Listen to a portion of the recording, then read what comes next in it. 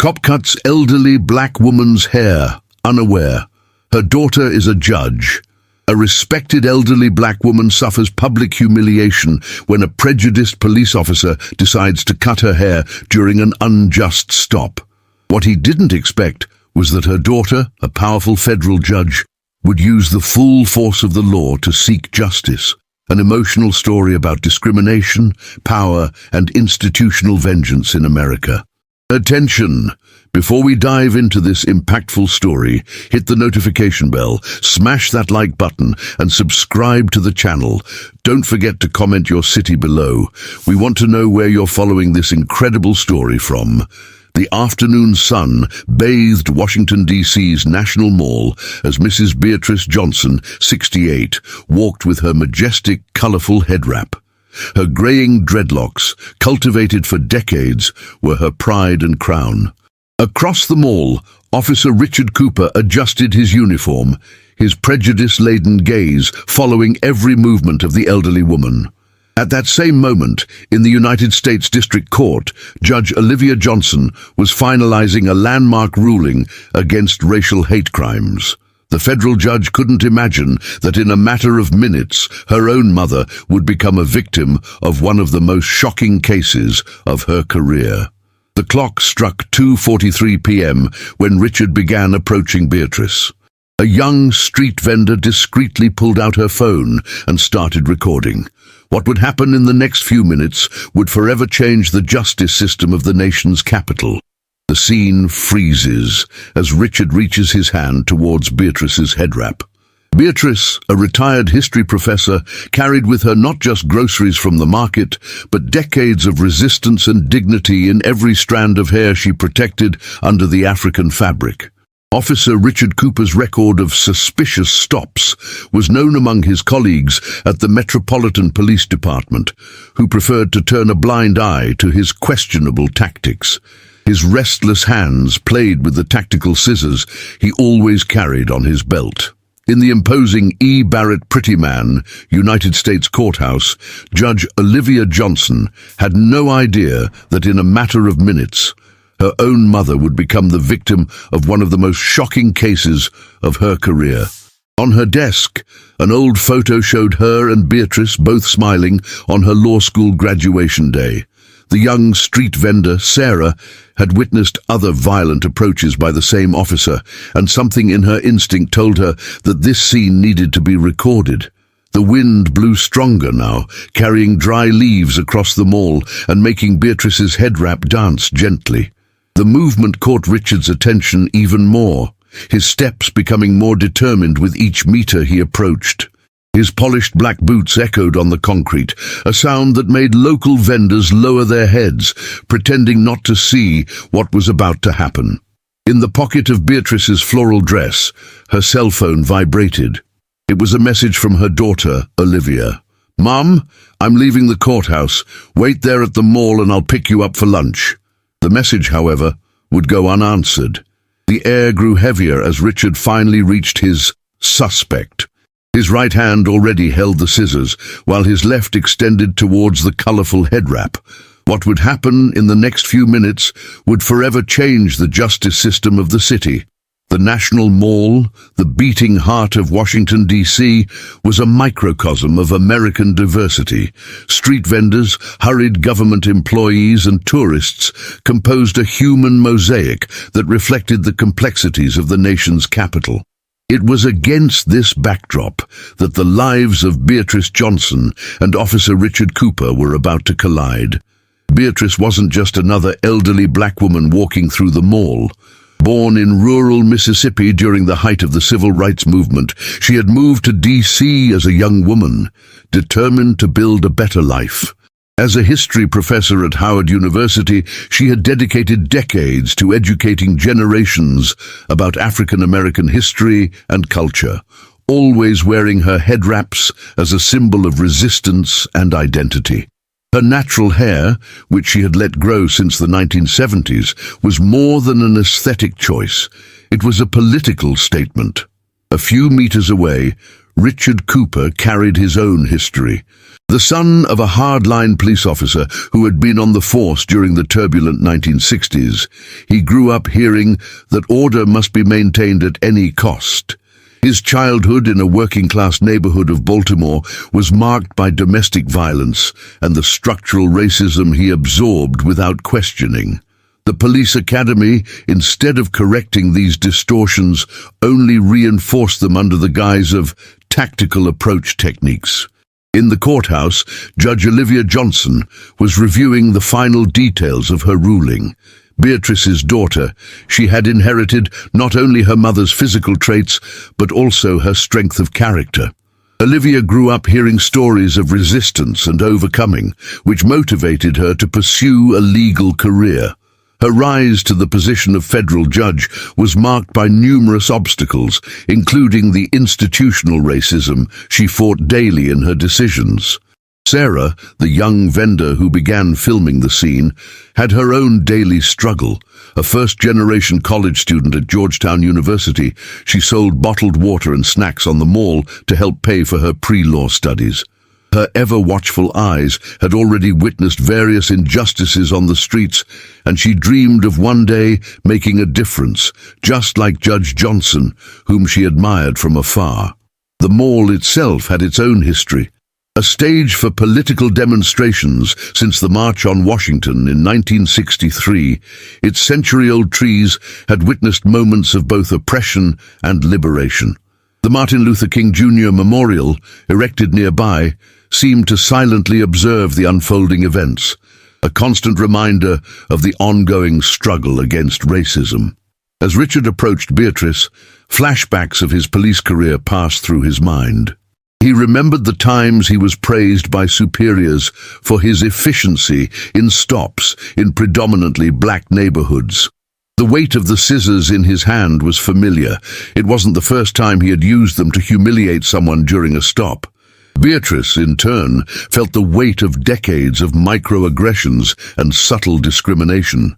Each of Richard's steps in her direction made her heart race, not out of fear, but from a contained anger that had been fueled by years of witnessed and experienced injustices. In the courthouse, Olivia was finalizing her ruling with a quote from Thurgood Marshall: "In recognizing the humanity of our fellow beings, we pay ourselves the highest tribute." She couldn't have known how prescient those words would prove to be in the coming hours. The mall's clock struck 2:45 p.m. In 2 minutes, the lives of all present would be irrevocably altered. The gentle breeze that had earlier merely swayed Beatrice's head wrap now seemed to carry a palpable tension. Sarah, phone in hand, felt she was about to capture something crucial. Her hand trembled slightly, but her determination was ironclad. Other passers-by began to notice the scene unfolding, some stopping to observe, others hurrying their pace, fearing involvement. The sounds of the city seemed to dim, as if all of Washington, D.C. was holding its breath. The moment of truth had arrived. A moment that would test the nation's commitment to justice and equality, starting with a confrontation on the very grounds where so many had marched for freedom decades before. The metallic sound of scissors echoed across the mall as Richard opened them. "ID now!" he demanded, his voice laden with poorly disguised authority. Beatrice, maintaining the dignity she had carried for decades, calmly responded, "My identity, officer, is right here," pointing to her head wrap. The tension escalated quickly. Richard, irritated by what he considered defiance, grabbed Beatrice's arm. "You're obstructing a police investigation," he growled. At that moment, Sarah zoomed in with her phone, capturing every detail of the unfolding scene. "My head wrap is part of my cultural identity. You have no right to," Beatrice began, but was brutally interrupted when Richard, in a quick and violent motion, yanked the head wrap off her head. A collective gasp echoed across the mall. Beatrice's grey dreadlocks, previously protected, were now exposed to the wind and the shocked gazes of onlookers. Tears began to form in her eyes, not from shame, but from deep, justified anger. "Now we can see if you're not hiding anything," Richard said, a satisfied smile on his face. He began to rummage through the head wrap, throwing Beatrice's personal items to the ground, a comb, some hairpins, an old photo. Sarah, shaking with indignation, continued filming. Other spectators also pulled out their phones, the scene too shocking to ignore. A murmur of disapproval began to grow among the gathering crowd. It was at this moment that Richard committed his gravest error. Brandishing the scissors, he declared, "This hair is obstructing identification. I'm going to have to cut it." The horror in Beatrice's eyes was palpable. Her hair, cultivated for years, carried stories, memories, and a deep connection to her ancestry. "No, you can't do this," she cried, trying to back away.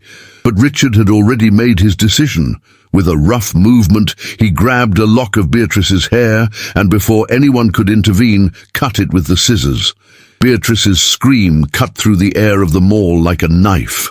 Locks of grey hair fell to the ground, each representing years of history and resistance. Tears now flowed freely down the elderly woman's face, mixing with anger and humiliation. The crowd reacted. Shouts of "outrageous" and "racist" echoed across the mall. Some brave onlookers approached, trying to intervene. Richard, realizing the situation was spiraling out of his control, drew his weapon. "Stand back, this is a police matter." At that exact moment, an official court vehicle screeched to a halt at the edge of the mall. Judge Olivia Johnson emerged, her eyes immediately taking in the shocking scene before her. Her heart froze as she recognized her mother, kneeling, crying, with locks of hair scattered around her. "Mom!" Olivia's cry echoed across the mall, momentarily silencing the chaos. She ran towards Beatrice, completely ignoring Richard's gun. The officer, surprised by the sudden arrival of an authority figure, hesitated. "Ma'am, this is a police operation. I must ask you to step back," he attempted, his voice betraying his uncertainty. Olivia, incandescent with rage, turned to Richard. "I am Judge Olivia Johnson of the United States District Court, and this woman you're assaulting is my mother." Her voice trembled with contained fury. "Lower that weapon immediately and step away from her." The shock on Richard's face was visible. He lowered his gun slowly, the reality of his situation beginning to sink in. Olivia knelt beside her mother, protectively embracing her. "Someone call an ambulance," Olivia shouted, noting her mother's state of shock. She then turned to Sarah, who was still filming. "Please, send me that recording. This will not go unpunished." As the ambulance was called and police reinforcements arrived on the scene, the mall transformed into a whirlwind of activity. Richard was disarmed and detained by his own colleagues, the weight of his actions finally dawning on him. Beatrice, still trembling in her daughter's arms, looked at the remains of her head wrap and hair on the ground. "My story. They cut away my story," she murmured, her voice heavy with pain. Olivia, holding her mother tightly, made a silent promise. This wasn't just a case of police brutality. It was an attack on the dignity, culture, and identity of a black woman. And she would use all the power of her position to ensure that justice was served. The mall, once a place of passage and tourism, had now become the stage for a conflict that would echo throughout the city and the nation, triggering a long-overdue debate about racism, abuse of authority, and the limits of police power in America. As the ambulance carried Beatrice and Olivia to the hospital, the National Mall seethed with the repercussions of the incident. Sarah, the young vendor who had filmed everything, now found herself at the center of a media storm. Local journalists, alerted by the commotion on social media, surrounded Sarah, hungry for details. "It was horrible," she repeated, her voice choked. "I never thought I'd see something like this in broad daylight." The video she captured began to go viral, shared thousands of times within minutes. Meanwhile, at the Metropolitan Police Department headquarters, Captain Michael Sullivan faced an unprecedented crisis. Images of Officer Richard Cooper cutting an elderly black woman's hair were on every news channel. The phone wouldn't stop ringing, with the press and superiors demanding explanations. "Cooper was always problematic," the captain muttered to himself. recalling the numerous complaints he had ignored over the years. Now he faced a crucial decision: protect the institution or confront the problem head-on. At the hospital, Beatrice received medical attention, still in a state of shock. Olivia, torn between her roles as daughter and judge, made frantic phone calls. "I want a full investigation now," she ordered a colleague at the Department of Justice. "This isn't just about my mother. It's about every citizen who has ever suffered police abuse." Meanwhile, in a predominantly black neighborhood in southeast DC, news of the incident spread like wildfire. At an emergency meeting of the local NAACP chapter, led by Reverend Marcus Thompson, an old friend of Beatrice, they discussed how to respond. "We can't let this pass," argued Reverend Thompson. "We need a peaceful but powerful demonstration." At the United States District Court, Olivia's colleagues faced an ethical dilemma. Some argued that she should recuse herself from any involvement in the case due to personal involvement. Others insisted that her experience with racial issues made her the most qualified person to lead the judicial response. Chief Judge Patricia Hernandez pondered the matter in her chambers. "If we remove her, we might be silencing a crucial voice at this moment," she reflected, preparing for an emergency meeting with the court's executive committee. In the cell where Richard was detained, the officer faced his own crisis of conscience. His father's words echoed in his mind. "A real cop commands respect." But now, looking at his hands that had wielded the scissors, he began to question everything he believed about authority and justice. In a local TV studio, anchor Lisa Chen prepared for a live interview with Dr. James Carter, an expert on civil rights and police reform. "How can we address institutional racism in the police without demonizing all officers?" she rehearsed, aware of the delicate balance she needed to maintain. At the office of the American Civil Liberties Union, a task force was quickly assembled. "We need to offer legal support, not only to Mrs. Johnson, but to all victims of police abuse that this case will encourage to come forward," declared the local director. On social media, the case gained international proportions. Civil rights activists from various countries began using the hashtag #JusticeForBeatrice, turning the incident into a global symbol of the fight against racism and police brutality. At her apartment, Sarah faced a personal dilemma. Exclusive interview offers came from all sides, some accompanied by promises of financial compensation. She knew the money could help with her tuition, but feared being accused of exploiting the situation. At the hospital, as Beatrice finally fell asleep, exhausted, Olivia held her hand and made a silent promise. "This won't be in vain, Mom. I'm going to turn your pain into change." As night fell over Washington, D.C., it became clear that the incident at the National Mall wasn't just about one officer and one elderly woman. It was the spark for a much-needed discussion about race, power, and justice in America. And everyone involved, from Sarah to Richard, from Olivia to Captain Sullivan, would have to face their own truths and choices in the days to come. The capital city, often seen as the symbol of American democracy, now faced a test of its commitment to the ideals of equality and justice. The world watched, waiting to see how the nation would respond to this blatant display of racial injustice at the very heart of its power. 3 days after the incident, Washington, D.C. was in turmoil. Peaceful protests filled the streets, demanding justice for Beatrice and police reform. The pressure on authorities increased with each passing hour. That morning, Judge Olivia Johnson entered the E. Barrett Prettyman United States Courthouse, determined to preside over a crucial hearing. Her mother's case had become a catalyst for hundreds of reports of police abuse and racial discrimination. The courtroom was packed with journalists, activists, and ordinary citizens eager to witness the unfolding events. When Officer Richard Cooper was brought in handcuffed, a murmur rippled through the room. The once confident policeman now seemed diminished, the weight of his actions visible in his haggard appearance. Olivia, maintaining impeccable professional composure, began the proceedings. "This court is aware of the sensitive nature and public importance of this case," she declared. "We will proceed with the strictest adherence to law and justice." As evidence was presented, including Sarah's viral video, the case seemed clear-cut.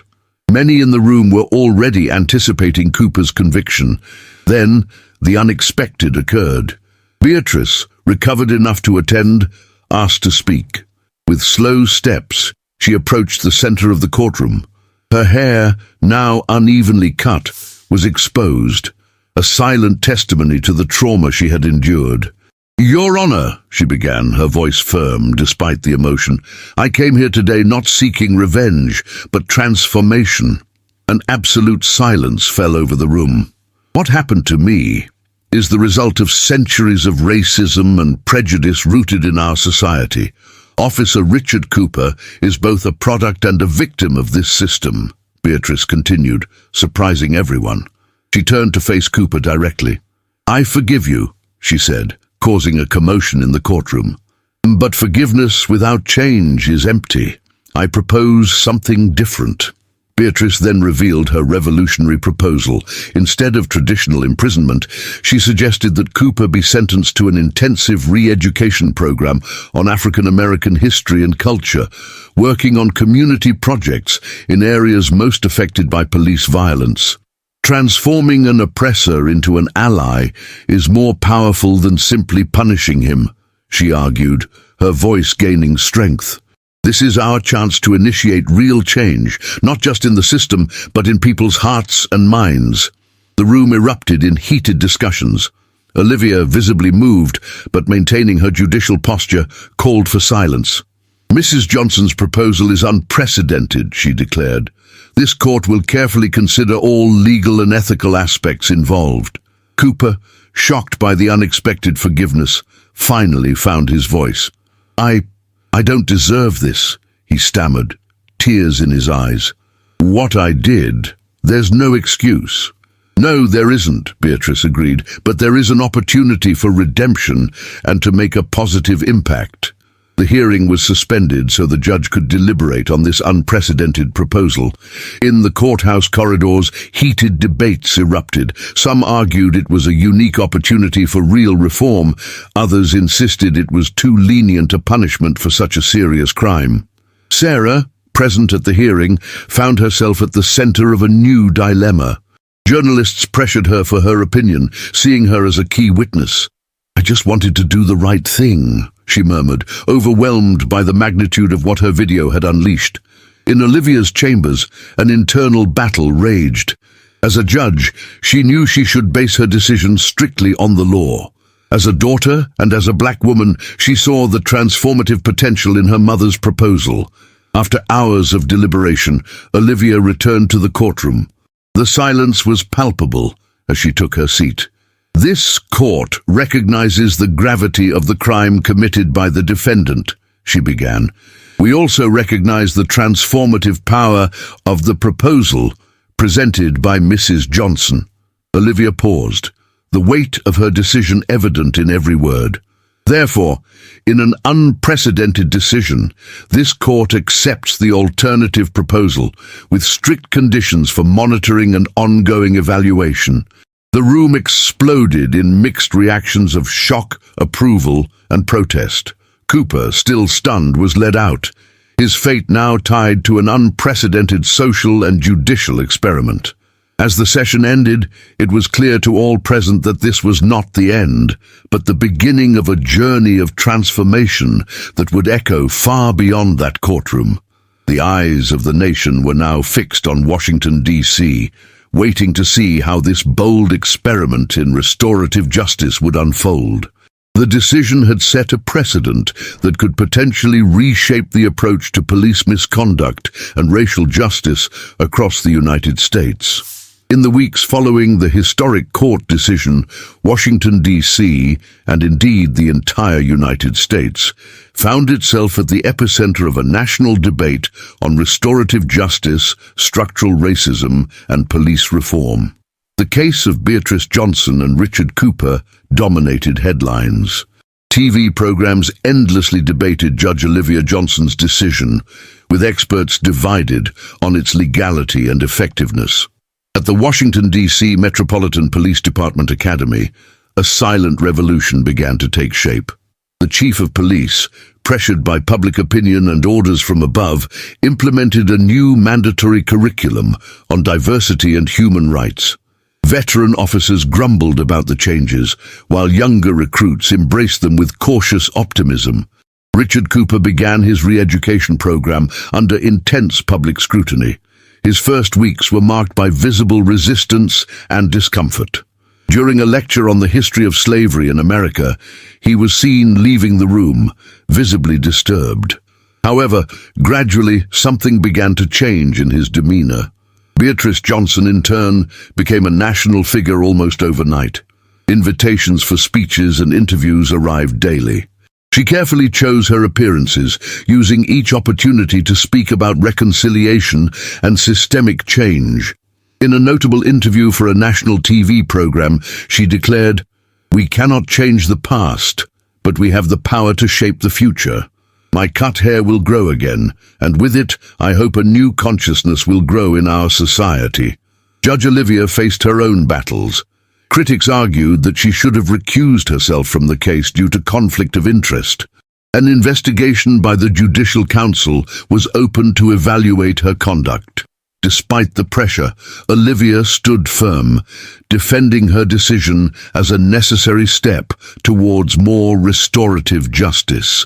In the neighborhood where Cooper was carrying out his community work, reactions were mixed. Some residents viewed him with distrust and anger, others with cautious curiosity.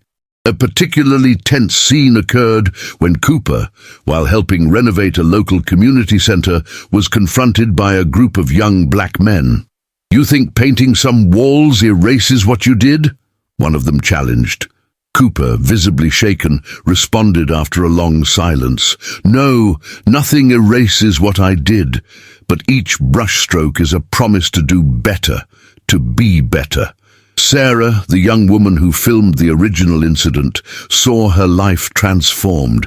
Invitations to TV programs and scholarship offers for journalism courses began to arrive. She chose to accept a scholarship, determined to use her newly discovered voice to continue exposing injustices. On social media, the debate remained fierce. Hashtags like restorative justice and Beatrice Johnson case remained trending topics. Videos of Cooper working in the community were shared and analyzed exhaustively, with opinions divided on his sincerity and the value of his punishment. The case also reverberated internationally.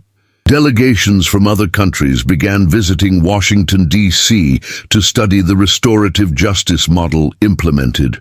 The United Nations expressed interest in using the case as a study for future guidelines on police reform and combating institutional racism. Meanwhile, in the privacy of her home, Beatrice faced moments of doubt. Looking at herself in the mirror, touching the new hair that was slowly beginning to grow, she sometimes wondered if she had made the right choice. But then she remembered the messages of support she received daily, from people inspired by her strength and compassion. As months passed, it became clear that the incident at the National Mall had become a turning point in American history. Laws were being rewritten, public policies re-evaluated, and difficult conversations about race and privilege were happening in homes and schools across the country. The case of Beatrice Johnson was no longer just about an act of violence, but about the possibility of healing and transforming an entire nation. It challenged the very foundations of the criminal justice system and offered a glimpse of what true reconciliation and reform might look like.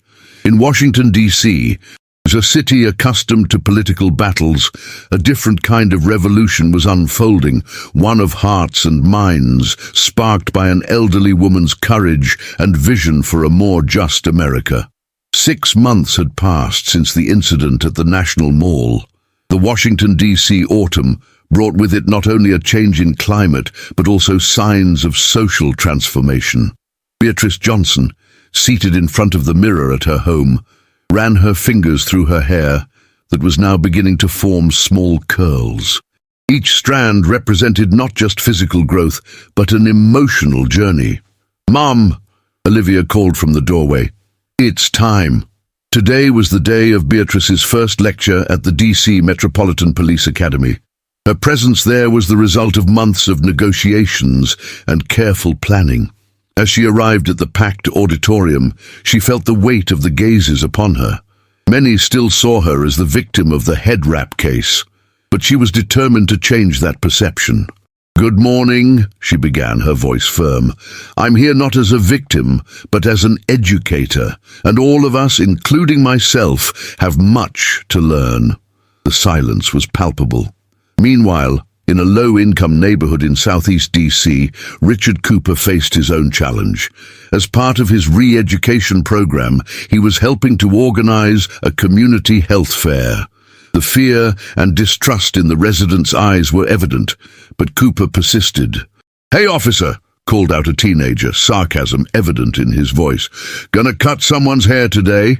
Cooper felt the sting of the words, but instead of reacting with anger, he took a deep breath. "No," he replied calmly.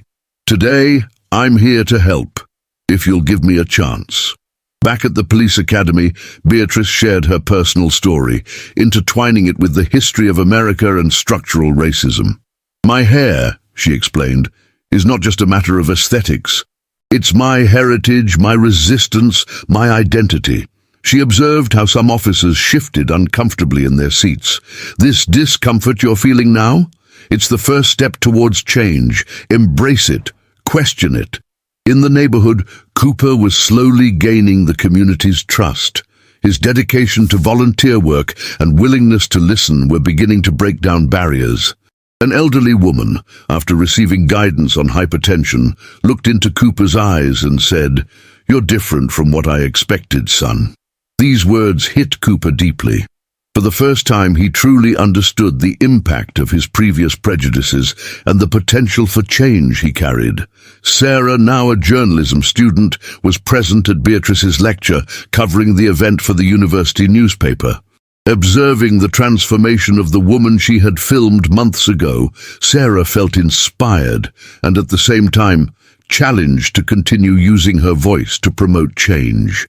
As Beatrice's lecture came to an end, she issued a challenge to the police officers present. "I'm not asking you to forget your training, but to expand it. See beyond the uniform, beyond the skin. See the human being." A young officer raised his hand, his voice trembling. "Ma'am, how can we start to change years of conditioning?" Beatrice smiled gently. "Start by listening. Listen to the communities you've sworn to protect. Listen to your own doubts and fears. Change begins the moment you admit you need to change." That night, in different parts of the city, lives continued to intertwine and transform.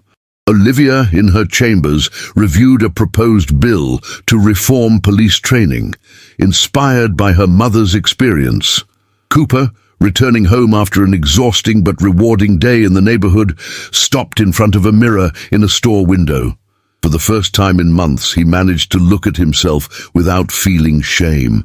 Sarah, furiously typing her article about the lecture, felt for the first time truly part of the change she had inadvertently initiated with her video. And Beatrice, back in the comfort of her home, looked once more at her reflection. Her fingers traced the new curls that were emerging, symbols of renewal and hope. "We're growing," she murmured to herself. "All of us." The path to healing and transformation was long, full of obstacles and setbacks. But that night, in a city slowly awakening to its own contradictions and potential, the seeds of change were being watered, nurtured by the courage of individuals who chose to face their wounds and grow through them. As the nation watched, Washington, D.C. was becoming a living laboratory for a new kind of justice, one that sought to heal rather than just punish, to understand rather than merely condemn. The experiment was far from over, but for the first time in a long while, there was a tangible sense of hope in the air, a feeling that perhaps, just perhaps, real change was possible. A year had passed since the incident at the National Mall. Washington, D.C. was preparing for an unprecedented event, the graduation ceremony of the first class of police officers trained under the new Racial Awareness and Human Rights Program, inspired by Beatrice Johnson's case. The tension in the city was palpable. Civil rights groups planned a peaceful demonstration in support of the initiative, while more conservative sectors of society expressed their discontent with what they called soft-on-crime policing. At the center of this whirlwind, 4 key figures prepared for a moment that would define not only their lives, but potentially the future of law enforcement in America. Beatrice Johnson, invited as the keynote speaker for the graduation ceremony, rehearsed her speech at home. Her hands trembled slightly as she held her notes. "It's more than words," she murmured to herself. "It's a call for a new era." Judge Olivia, in her chambers, finalized a crucial report on the preliminary results of the re-education program. The numbers were promising: significant reductions in reports of police brutality and increased community trust. But she knew the real test was yet to come. Richard Cooper, now at the end of his re-education program, faced a monumental decision. He had been invited to speak at the graduation, to share his experience of transformation. The idea of exposing himself publicly terrified him, but he felt it was his duty. Sarah, about to graduate in journalism, had secured an exclusive interview with Beatrice for a major national newspaper. She knew this could be her big chance to bring crucial issues about racism and police reform to the forefront. On the eve of the big day, the city seemed to hold its breath. Police helicopters hovered over the area where the ceremony would be held, monitoring for any signs of disturbance. In Beatrice's apartment, an unexpected meeting was taking place. Olivia, Richard, and Sarah had been invited for an intimate dinner. The air was charged with emotion as the 4 sat at the table. "Tomorrow," Beatrice began, her voice soft but firm, "is not just about us. It's about every person who has ever suffered discrimination, every officer who struggles to do the right thing, every citizen who dreams of a more just country." Richard, visibly nervous, spoke up. I don't know if I can do this. What if my presence only brings more anger?" Olivia intervened. "Your presence is crucial, Richard. It's living proof that change is possible." Sarah, observing the scene with a journalist's eye and as someone who had lived through every moment of this journey, added, "Don't you see? This story, your story, is bigger than all of us now." As the night progressed, the 4 shared their hopes and fears for the next day. Beatrice spoke about her dream of seeing a police force that protects everyone equally. Olivia expressed her vision of a truly just judicial system. Richard, with tears in his eyes, shared his desire to redeem himself and inspire others to change. Sarah talked about her commitment to telling this story with honesty and compassion. As the meeting came to an end, a sense of unity and purpose hung in the air. They knew that the next day would be a turning point, not just in their personal lives, but potentially in the nation's history. Outside, the city of Washington, D.C., continued its nighttime bustle, unaware of the historic moment approaching. On the streets, posters announcing the graduation ceremony were seen alongside graffiti, expressing both support and protest. As each headed home, the weight of tomorrow's events settled heavily on their shoulders. The fate of a nation, in a way, rested in their hands. Beatrice, the last to retire, paused before the mirror. Her hair, now fully regrown, framed her face with grey curls. She touched each strand gently, as if to draw strength from them. "Tomorrow," she whispered to her reflection, "we change history." The Capitol dome loomed in the distance, a silent witness to the unfolding drama. Tomorrow, under its watchful gaze, a new chapter in American policing would begin to be written.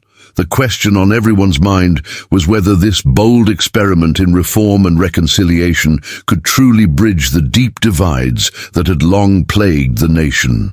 The day dawned in Washington, D.C., with an electric atmosphere.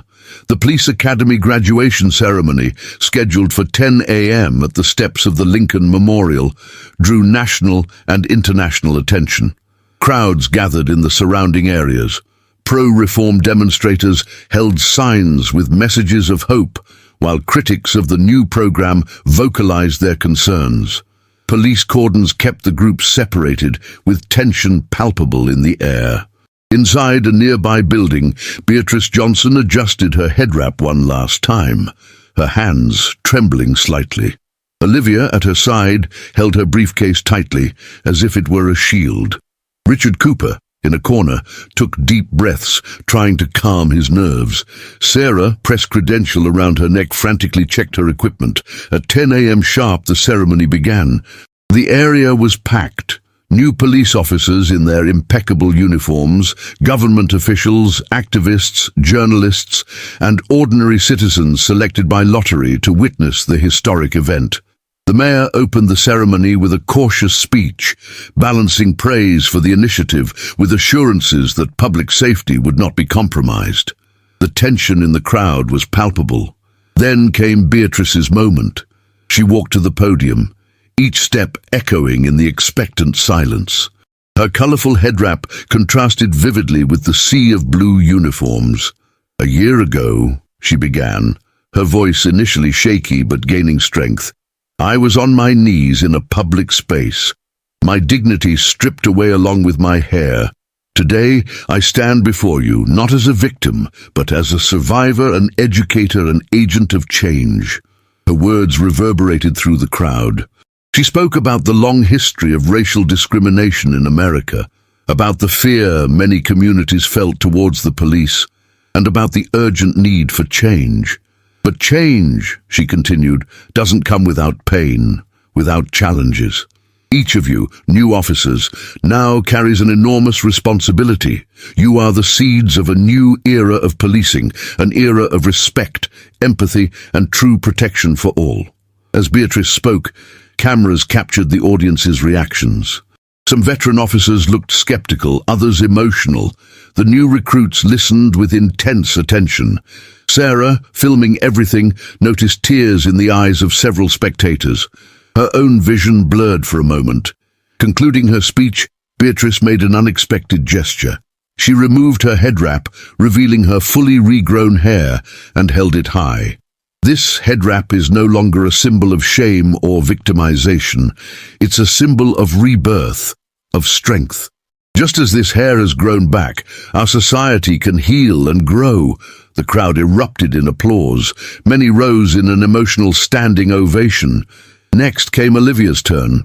She presented concrete data on the reduction of police brutality incidents and increased community trust in pilot areas of the program. "This is not just a policy change," she emphasized. "It's a change in culture, in mindset." Then, the moment many had been anxiously awaiting, Richard Cooper was called to the stage. The silence that fell over the audience was almost oppressive. Richard, visibly nervous, began to speak. His initially weak voice gained strength as he shared his journey. "I was the problem," he admitted. "I embodied everything that was wrong with our system. But thanks to the compassion and vision of people like Mrs. Johnson and Judge Johnson, I had the chance to change, to grow." He spoke about his months working in the community, about the painful lessons he learned, about the ingrained prejudice he had to dismantle within himself. "I'm not here to ask for forgiveness," he concluded. "I'm here to commit to being part of the solution and to implore each of you to do the same." When Richard finished, there was a moment of stunned silence, followed by hesitant applause that grew in intensity. The ceremony culminated with the new police officers taking a revised oath, which included explicit commitments to racial equality and human rights. As the last round of applause echoed across the National Mall, Beatrice, Olivia, Richard, and Sarah found themselves on stage together. In that moment, under the bright lights and the gaze of a nation, they symbolized a new hope, a new beginning. Outside, news of the ceremony spread rapidly. In the streets, the previously divided groups began to mingle, engaging in tense but constructive dialogues. Washington, D.C., and by extension America, stood on the threshold of a new era. The real test, everyone knew, was yet to come on the streets, in precincts, and in communities across the nation. But in that moment, the possibility of real change seemed more tangible than ever. As the ceremony concluded, the statue of Abraham Lincoln seemed to look down upon the scene, a silent witness to this latest chapter in America's ongoing struggle for equality and justice. In the weeks and months following the historic graduation ceremony, Washington, D.C., and the entire United States began to feel the effects of the implemented changes. Beatrice Johnson, now a respected national figure, continued her tireless work of education and awareness. She traveled across the country, speaking at schools, universities, and police academies, always carrying the message that personal and social transformation was possible and necessary. Judge Olivia Johnson, facing both praise and criticism for her innovative approach, persisted in her mission to reform the judicial system. Her decisions continued to challenge the status quo, inspiring a new generation of legal professionals to think more inclusively and restoratively. Richard Cooper, having completed his re-education program, decided to remain in law enforcement. He became an instructor at the academy, sharing his transformation experience with new recruits and helping to shape a new culture within the institution. His path was not easy. Many colleagues still viewed him with suspicion, but his determination to make a difference did not waver. Sarah, now a respected journalist, continued to cover stories related to police reform and racial justice. Her article about the graduation ceremony won a National Journalism Award, solidifying her position as an important voice in American media. On the streets of Washington, D.C., results began to appear gradually. Reports indicated a decrease in cases of police brutality and an increase in community trust in law enforcement, especially in marginalized areas. However, challenges persisted. Isolated incidents of discrimination still occurred, reminding everyone that cultural change is a long and ongoing process. The DC Police Reform Program began to attract international attention. Delegations from other states and even other countries came to study the model, adapting it to their own realities. A year after the ceremony, Beatrice was invited to speak at the United Nations about the progress achieved. In her moving speech, she reflected, "What began with an act of violence against me has transformed into a movement of healing and transformation. It's not the end of the journey, but a new beginning for all of us." The changes were not limited to just the police. Schools began incorporating anti-racist education into their curricula. Companies implemented diversity and inclusion programs. The dialogue about race and privilege, once taboo, became more open and frequent in American society. As Washington, D.C. continued its transformation, Beatrice Johnson's case remained a powerful reminder that change is possible, even in the most unlikely circumstances. The city, once the stage for a shocking act of discrimination, now became a symbol of hope and progress. The journey was far from over, but significant first steps had been taken towards a more just and equal future. As the sun set over the National Mall, casting long shadows across the monuments to America's complex history, there was a sense that a new chapter was being written, one of reconciliation, understanding, and the ongoing work of creating a more perfect union. 5 years after the incident, Beatrice Johnson walked again through the National Mall. Her hair, now completely white, was exposed to the wind without a head wrap. Beside her walked Richard Cooper, now retired from the police force and working on community projects. They stopped at the exact spot where it all began. A commemorative plaque had been installed, remembering the incident and the change it sparked. Beatrice smiled, touching her hair. "See how we've grown," she said, referring not just to her hair, but to the entire society. Richard nodded, his eyes reflecting gratitude and hope for the future they were building together. "You've witnessed an incredible journey of transformation and hope. Now, it's your turn to make a difference. Comment, "I watched until the end," and share one action you can take today to combat racism and promote equality in your community. Remember, change begins with each of us. Don't forget to click on the video appearing in the end screen. There you'll find more inspiring stories that show the power of compassion and justice. Together, we can build a more just and equal world. Change starts now. It starts with you.